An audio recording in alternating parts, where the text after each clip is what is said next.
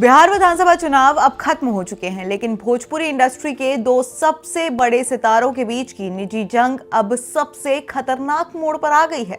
RJD नेता और हारे हुए उम्मीदवार खेसारी लाल यादव ने एक शेर लिखते हुए बीजेपी के दिनेश लाल यादव यानी कि निरहुआ और रवि किशन पर सीधा निशाना साधा है। लेकिन इस पोस्ट के जवाब में निरहुआ ने जो बयान दिया है उसने हिंसा की धमकी तक दे डाली है। आखिर खेसारी ने निरहुआ पर जो निशाना साधा उसमें उन्होंने लिखा, हम आह भी करते हैं तो हो जाते हैं बदनाम, वो कत्ल भी करते हैं तो चर्चा नहीं होती।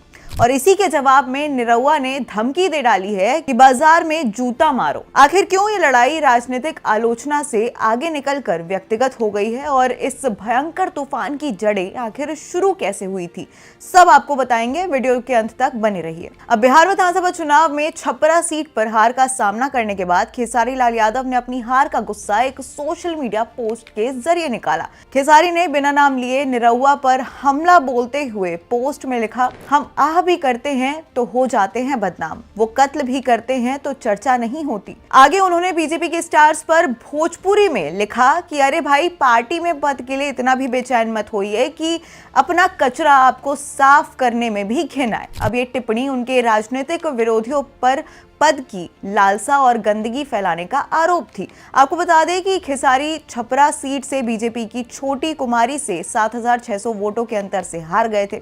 खेसारी के इस पोस्ट के तुरंत बाद बीजेपी सांसद दिनेश लाल यादव निरहुआ ने सार्वजनिक रूप से जो बयान दिया उसने मर्यादा की सारी सीमाएं तोड़ दी। अब निरहुआ ने क्या कहा वो भी आपको बताते हैं। निरहुआ ने कहा कि खेसारी का स्वभाव ही ऐसा है, सभा में गाली देकर फोन पर माफी मांगना।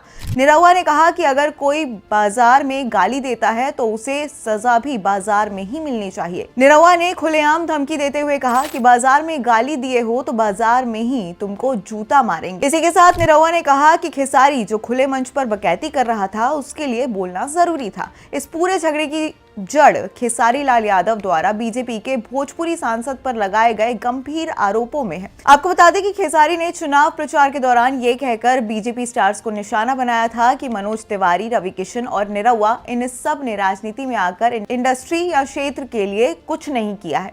वहीं निरहुआ ने इस पर कड़ा जवाब देते हुए कहा था कि वो इंडस्ट्री के बारे में बकवास करने पर चुप थे, लेकिन उनके काम पर आरोप लगाना गलत है। इसी के साथ निरहुआ ने दावा किया कि हमने किया है, हमारे पास प्रमाण है।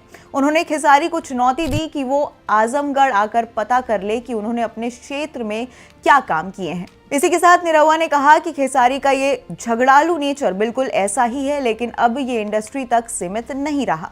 तो ये है भोजपुरी इंडस्ट्री के दो सबसे बड़े सितारों के बीच का राजनीतिक और व्यक्तिगत झगड़ा, जहां निरहुआ ने बाजार में जूता मारने की बात कहकर मर्यादा लांघी है। वहीं खेसारी का शेर वाला बयान उनकी हार के बाद का गुस्सा दिखाता है।